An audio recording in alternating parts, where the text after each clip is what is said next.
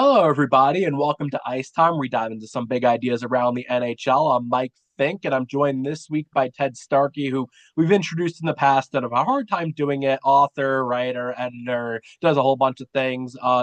But part of Hot Stove, covers the Capitals, and is one of the big hockey historians out there. It's great having Ted back on. Ted, how are you doing on this Monday before New Year's Eve? We're in between Christmas and we're heading into New Year's Eve.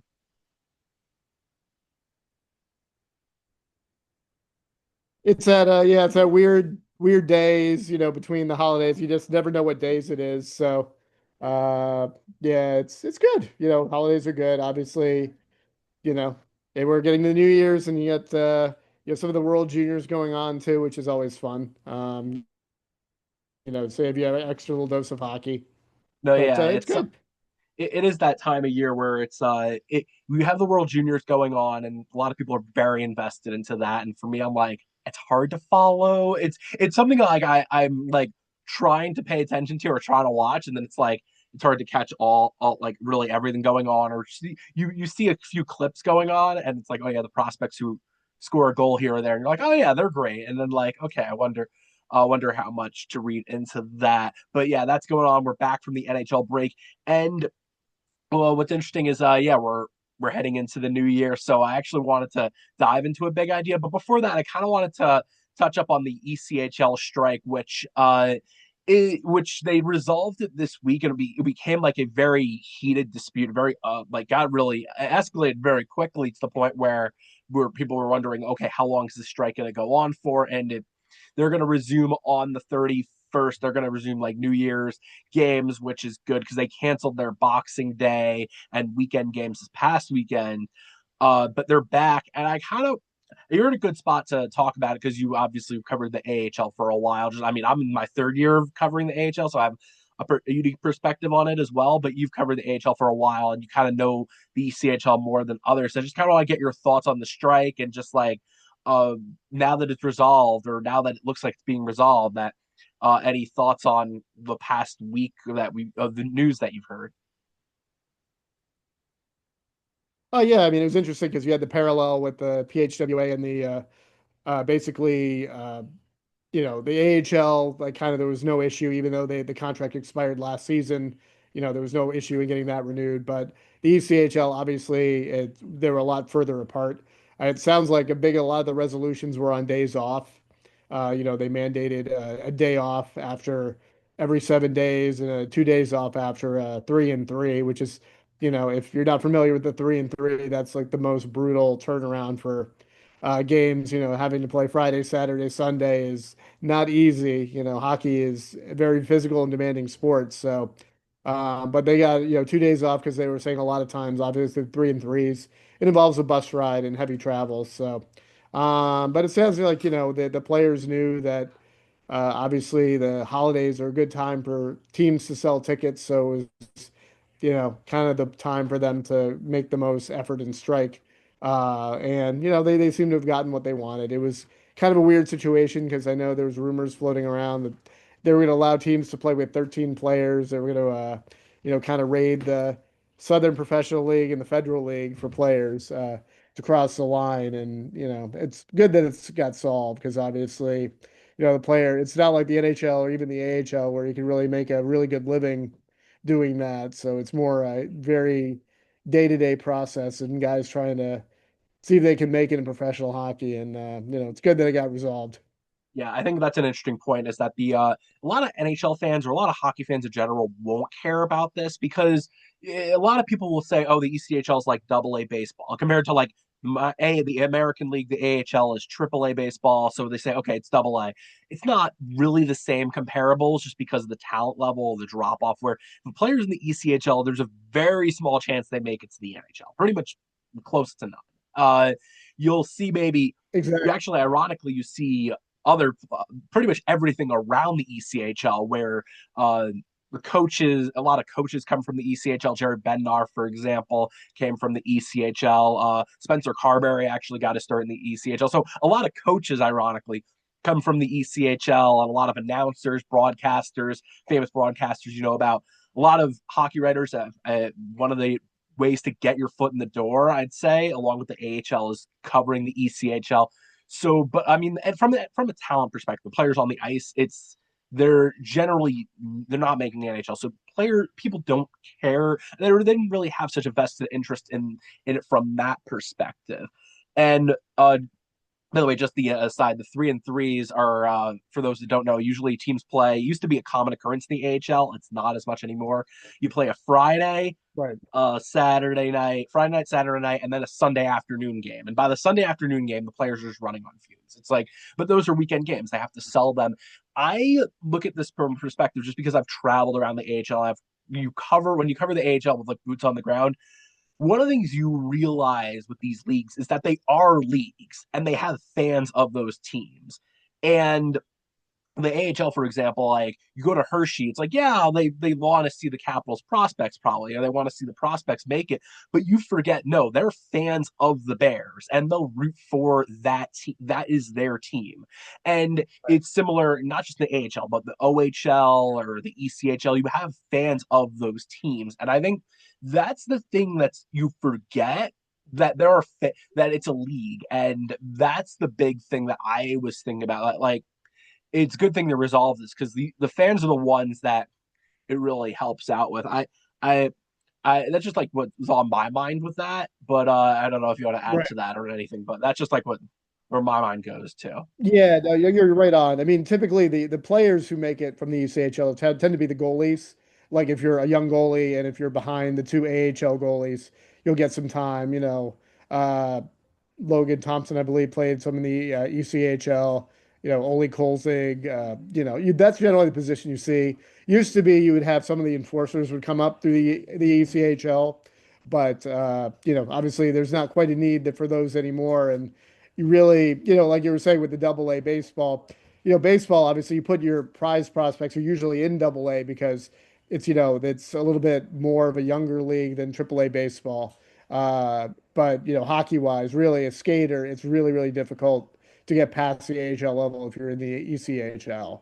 Yeah, There are some exceptions, but it's generally, as I said, you have to be a goaltender or a tough guy to really make it. And yeah, sometimes, like I said, you can go to the AHL, you go to Europe, but generally it's a really steep hill to climb just because, you're basically fighting through another 23 man or, 23 people on the roster. So it gets difficult, the numbers game.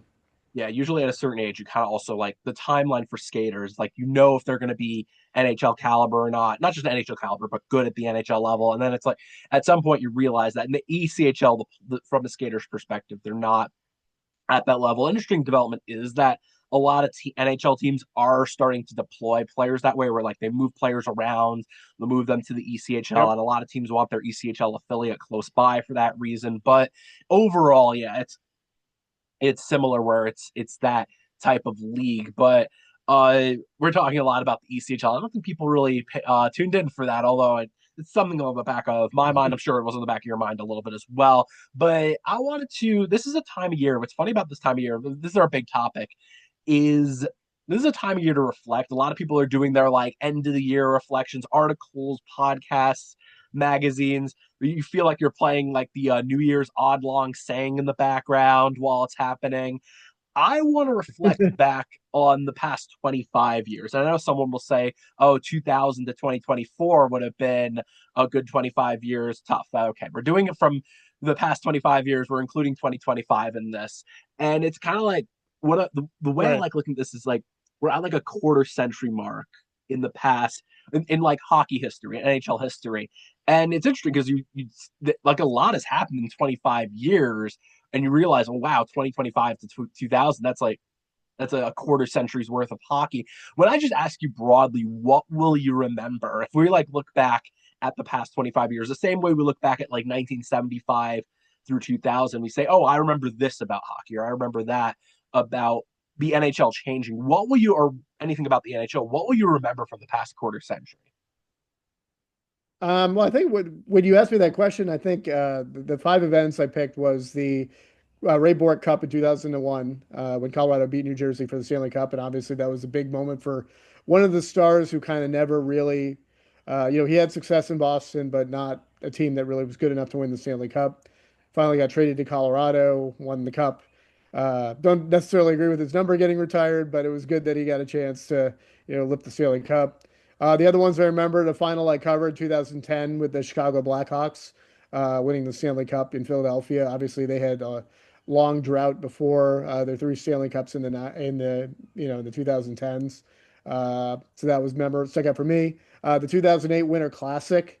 It was funny. I remember the first days of the event, they were so worried it wasn't going to sell out. They were selling tickets to Toronto Maple Leaf season ticket holders, and they just, they weren't sure because, you're selling, 70,000 tickets to a hockey game. Like, are people going to buy it? And obviously, it changed the game because it turned into one of the biggest money makers for the league.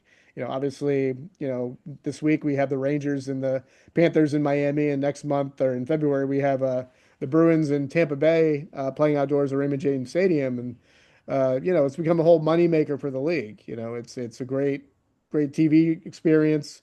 Obviously, I think in the early days NBC liked it because it was kind of counter bowl programming. It was always visually pretty impressive. And now it's more of, we're going to sell tickets, because the games are now on TNT and not on network TV, and they're harder to find. So I think it's a little bit more selling tickets. And, it's kind of like replace the All-Star game as their signature mid-season event rather than, the All-Star game itself. The other it ones I is like picked, no, yeah, it oh, is go ahead. like the historic event, is what I'm saying. Is like that's interesting. I was gonna say like jump in that people forget that in 2008 the question was whether this event should even happen because people Right, like exactly. years ago were saying we shouldn't even go outdoors. It was an unthinkable idea, and then to Right. go into Buffalo where the weather's bad, the snow is it's about as peak winter, about as much as an opposite. Not only was the event a success, but there was no going back from it, and it just felt like now you're seeing what the NHL has kind of opened up with that going forward. It's like the big event change, I think, from the past 25 Right. years. I mean, obviously, you had the Commonwealth game out in Edmonton in 2003, but you didn't have anything after that. You had the game in Vegas in, I believe it was 1991. The Kings and Rangers played outdoors at Caesar's Palace. So, but this, it became a yearly staple. I mean, obviously, there's been a few gaps, but every year, teams line up to be involved. We've even run through some of the same venues. There's talk that it probably will go back to Buffalo at some point when they build the new stadium that's completed next year. But you've been at Fenway Park twice. You've been some other play Wrigley Field twice, and it's still a money maker for the league. And it was kind of a big jump. Became a kind of a national signature event for them. And I think the other two events was the 2018 Stanley Cup Finals. Obviously, Ovechkin finally won a Stanley Cup after a long drought and some very harrowing exits. And then the 2025, this year obviously was probably the Ovi 895 at UBS Arena in Long Island. Obviously, the Chase kind of took a life on its own early in the year because he came back from injury, and I don't think a lot of people expected before the year started that he was going to be able to break it this year. Probably like I think a lot of people were thinking early this season, not last season. So obviously it was a interesting year for that, and it was fun to see. Obviously very memorable, and who knows if anyone catches him because by the time he's all said and done, he'll have like 920, 930, maybe high 900s. We don't know how long he's going to be skating.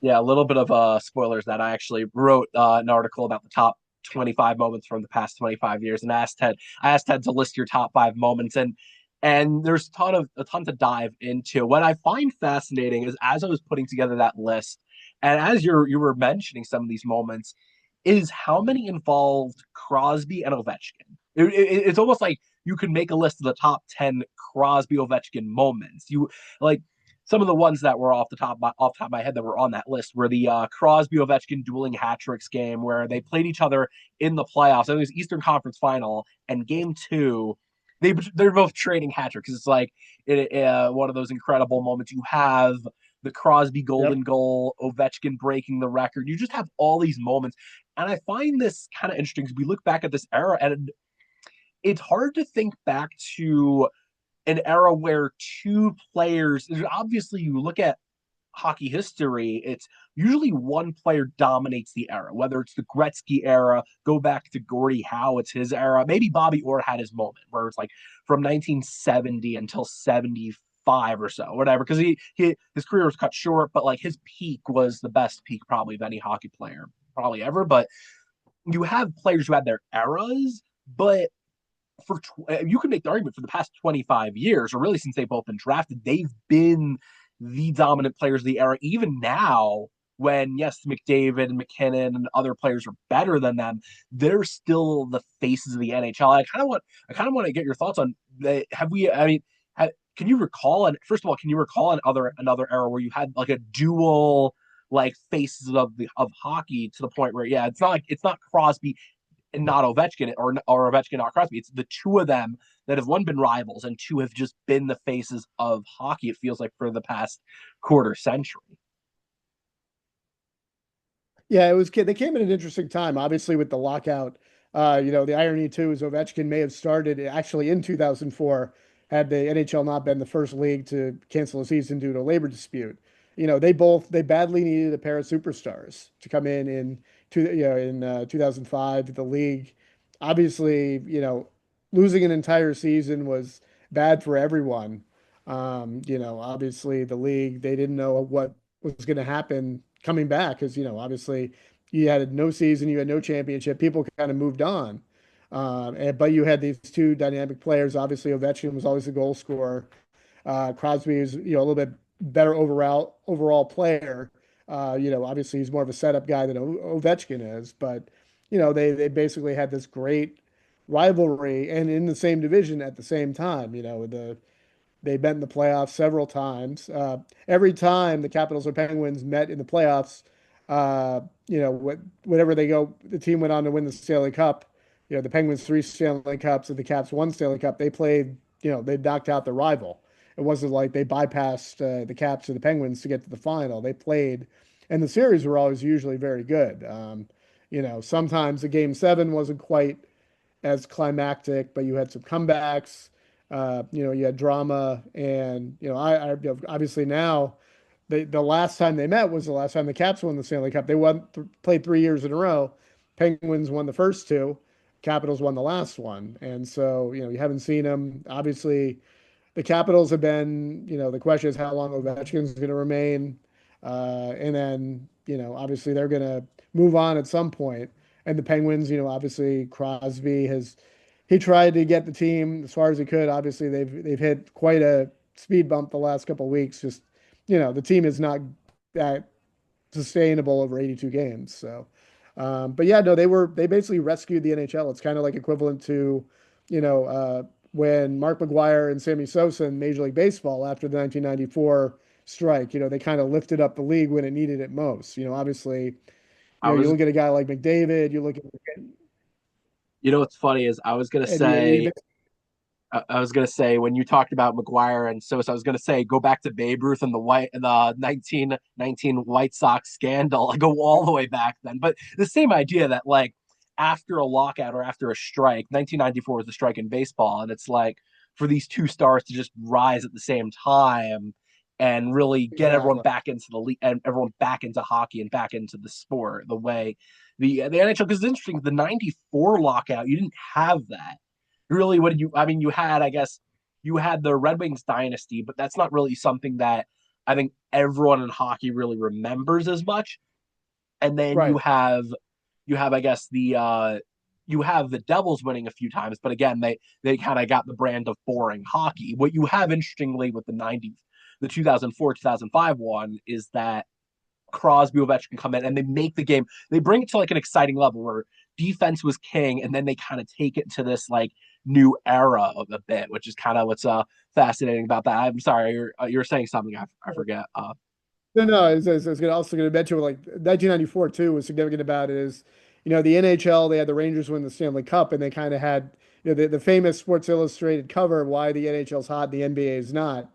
And, a lot of the post 1994 strike was more damage control. I mean, I think, they were kind of on a wave, the Penguins won a pair of Stanley Cups, and the Canadians beat LA, but you had Gretzky and the Kings, in the final. And then you had the Rangers win the Stanley Cup. So you had some high-powered teams winning and getting exposure. And then, obviously, you lose half a season, you get that short season, and then, everyone expected in 95 the Red Wings were going to come in and dominate. And the Devils trapped their way into hockey history. And, a lot of teams copied that trap for, until the next lockout. It's easier for teams to slow things down than, acquire talent. And, it just, obviously it's great if you're a fan of those teams, but, it did not make for the best product. And like you were saying, after the lockout, you had guys like Ovechkin and Crosby came in and, they made the game entertaining again. And obviously, I think you're moving towards, you're getting a lot more entertainment value than you used to in, 20, 30 years ago.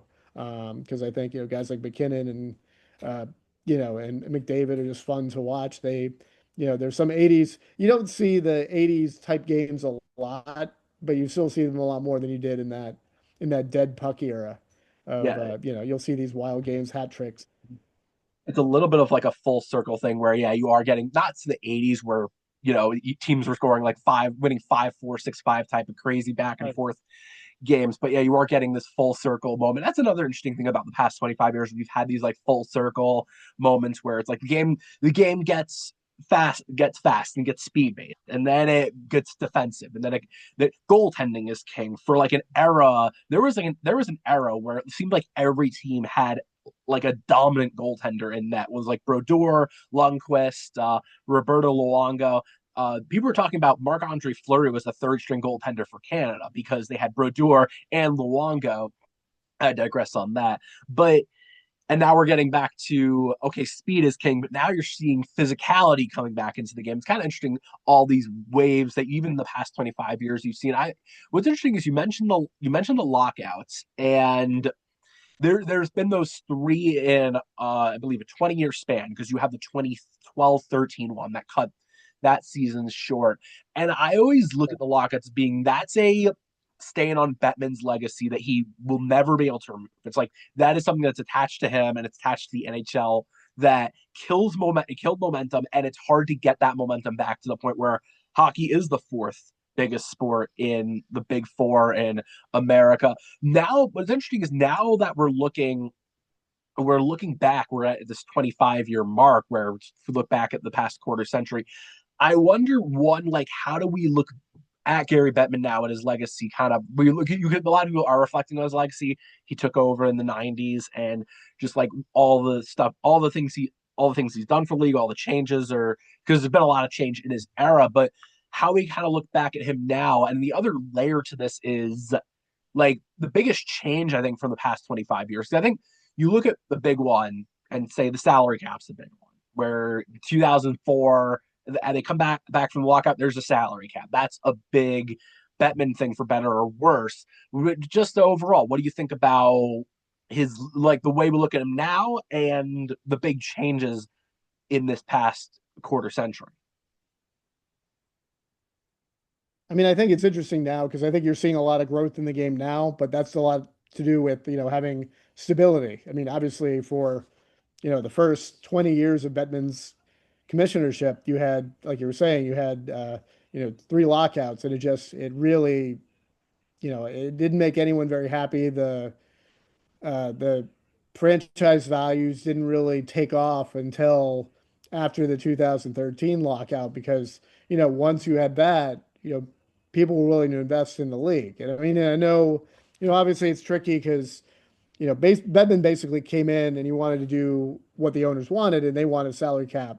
And, he would say, oh, well, the salary cap helped franchise values. But I think, the fact that the league is going to charge $2 billion for whatever the next two teams are. That kind of shows you what, it's all, I think, was it Vegas was 500 and I think Seattle was 750. So you're talking, in the span of about 10 years, it's four times what it is to get in the game as it was, back in 2017. So I think, I've always said the NHL is kind of a league that thrives despite itself at times. Yeah. I mean, I think the labor disputes are very destructive. I thought, 94, the league had a real chance to make inroads and it kind of really kicked the can because, like I said, they were peaking with, some popular teams winning, including the Rangers. And they were kind of like in the center, and they just kind of punted it away. And they spent a lot. 94 was somewhat damaging. 2004 was really damaging. I mean, I think, like I said, they had to do a reset button. Uh, I thought, there was questions whether the league would survive. Would it go back to being, in the 70s and 80s, it kind of had a niche status, and everyone was wondering, was it going to go back to that? But the game is really good on its own, and it's got a very devoted fan base, and they're able to overlook some of the warts of the business side of it. But the last couple of years, the league's been running well. Obviously they just signed a new CBA, so we're not going to have any more labor issues. We're going to have international hockey back, which obviously, the Four Nations last year was helped, get a visibility among more casual fans. And obviously with the Olympics, they're promoting it on even on NBC, which their old partner, they're not, it's not self-promotion anymore. So it'll be good for the league. And, I think, he's an interesting individual. He came in basically pretty much wanting a salary cap, which is why they had three lockouts. It took the third lockout to really, or the second lockout to really get it there. But um, it's he did what they wanted, and then finally, when the game had a chance to show itself off, the past dozen years has been a really good stretch for the league. And talk about the full circle moments, yeah, because it's not just that, it's also free agency. Full circle moment with the salary cap is that it comes in, and then I think really it came in into after the lockout in 2004, and then it really got enforced. It took a few years to really enforce it, just because you had teams like the Red Wings who were 50 million over the cap. It was something crazy. It was like Yeah. I think the cap came in at like 30 million, and the Red Wings were at 80 million, or something crazy like that. Right. But I Right. digress. But the interesting full circle moment, because this is another thing I think about the past 25 years is international hockey was, you look at the peak moments from the past 25 years, some of the ones that were on the top of the list were Crosby's golden goal, TJ Oshie Yep. in that shootout in Sochi. The Olympics were some of the big moments, and the Four Nations were the other part, which is it's interesting because the NHL at some point said, we don't need the Olympics as much as they want us, because Right. hockey as a sport does not need to go to the Olympics. Like, hockey is still popular, people still watch hockey, but in the big picture, you're starting to see a full circle moment, I think, which is that international hockey, it does more to grow the game. Like, you talk about even back in the 70s, the Summit Series did more to grow more. It was more significant to the game of hockey than pretty much any regular season or NHL game could be. And you look at the Four Nations, the 3 fights in 9 seconds did more to grow the game than any other game in the past 25 years. And I kind of wonder, talking about going full circle, like, is that just looking ahead? Like, you see the NHL saying we're going to go more, lean more into that international side of things, just because of how popular it is for the game. I think what happened, 2014, obviously Tavares got hurt, and that really killed the Islanders season. And I think a lot of owners, especially with the games being in Korea and being in basically time zones that were very difficult to uh, televise. This is their way to pull out. Obviously at Beijing and in Korea, and I think what happened is they kind of gave the league a reason to opt out. I mean, I think obviously with the games coming back to North America in the next few cycles, that kind of brings it back full, back to what they want to do. But I think, for a while there was a kind of a vision of, why are we risking this? And, obviously players got hurt in the Four Nations as well, but, that's a league event that, I think the other issue is with, like we talked before about the NHL and the IIHF, there's kind of a friction there. And I think the league kind of took a little bit more ownership of what the IIHF was doing. Obviously it's interesting, with all the rinks in Italy, they're worried about the it's being a couple feet short, and the standards are gonna be up to, and it's inevitable someone's gonna get hurt in this because it's in very intense hockey, and I think the thing is, it's kind of for if you're an owner of a team, do you want your star to go over and possibly get hurt and kill your season?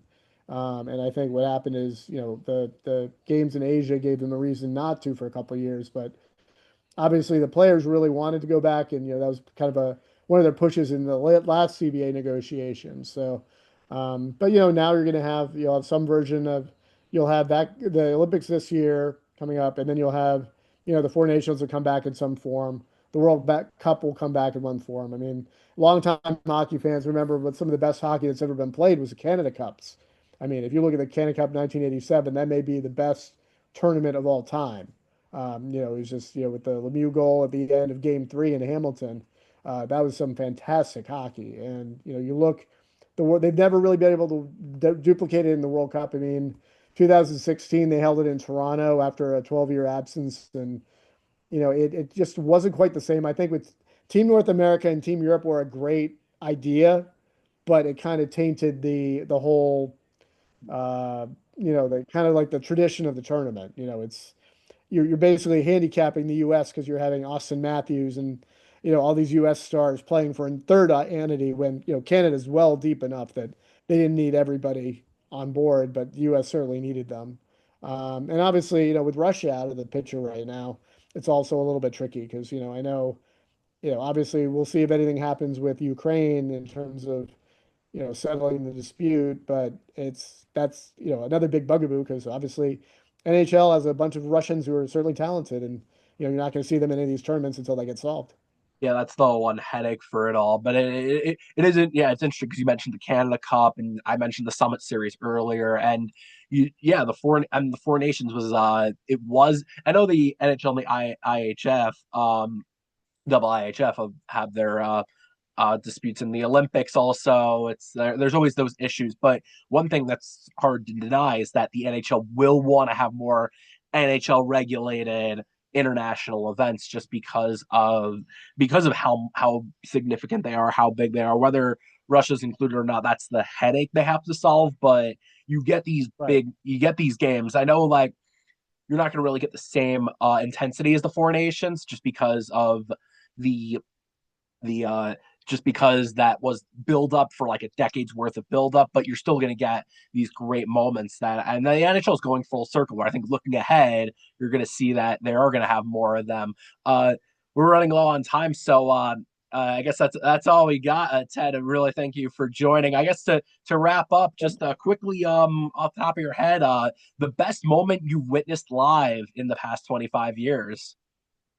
Probably the best was probably two. I mean, I got to say I've been lucky enough to went to four Stanley Cup finals and saw the cup lifted in all of them. So, I mean, as a journalist, that's probably the best assignment you can get if you're getting on the, if you don't know, if you're on the covering the winning team for a Stanley Cup final, you get on the ice and the cup's going around while you're doing interviews. It's not like being in a locker room. So, obviously, with me, I covered the Caps for a while, 2018, 2010, obviously with Chicago winning. I also saw St. Louis win in 2019, which was a lot of fun because that's another franchise that, their 1967 franchise that hadn't won until 19 in a game seven. And obviously, like I said, off the ice or off the Stanley Cup, I think, I was at UBS Arena for, you know, 895, and that was, basically a long, that was different than a playoff because it was kind of a long, basically probably a 3 or 4 year run that, people thought it was possible for him to do it. And, obviously that was a lot of fun to see. And I was talking about the Winter Classics. Didn't go the first one, but those have obviously been a lot of fun because they're just kind of a different type of event. So yeah, it's been a fun 25 years. We'll see where it goes. It's obviously, I think the league's back on the right track. I think I said I love the international events. I think the Olympics should be fun. Whatever entities come through. Obviously, Four Nations, like you were saying, is kind of that shows the built up A, hostility between the players, and B, how much the fans want to see Canada versus US, Sweden versus Finland, and see these. I think there's something to be said that these are the best players in the world representing their nations, and it's just really fun hockey. Yeah, I realized when I asked that question, I'm like, we could go for a while, and talking hockey history, we could probably talk for hours. But yeah, Yep. there's been a lot of exciting moments. I mean, And it really has. Yeah, it's exciting to see where the league is heading because it is on the right track for the first time in really a while that Yeah. you're seeing Yeah. that. So it is exciting to see where it's heading. This was fun. Ted, I appreciate for taking the time out of your busy schedule and really making this work. But for now, that is all we got. We hope you enjoyed. Please like, comment, share, subscribe. Check out both our work actually at Hockey Hot Stove. You can find all of our work there. Make sure and tune in next time for another great episode. Thank you.